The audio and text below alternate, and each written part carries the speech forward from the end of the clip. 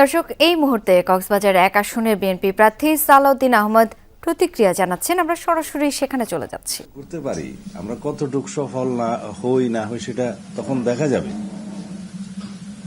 আর একটা বিষয় যে ২৪শে গণঅভ্যুত্থানে যারা পালিয়ে গেছে, তাদের শীর্ষ নেতা সহ দেশের বাইরে, তাদের বিচারের বিষয়ে আপনারা কি?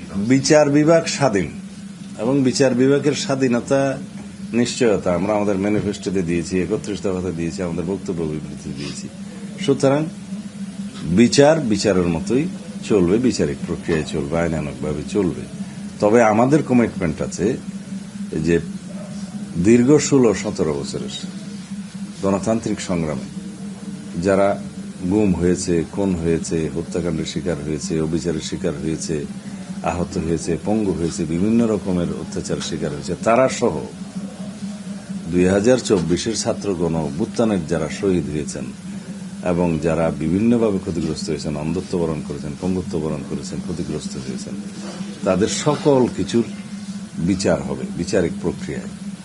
তবে আমরা এটাও বলেছি, রিকনসিলিয়েশন আমরা শুরু করতে চাই, যাতে একটা সামাজিক বন্ধন থাকে, দেশে শান্তি প্রতিষ্ঠা হয়। সেই জন্য আমরা সংসদে আলোচনা করে প্রয়োজনীয় আইন প্রণয়ন করে সবার সাথে ঐক্যবদ্ধভাবে আমরা একটা সিদ্ধান্ত নেব।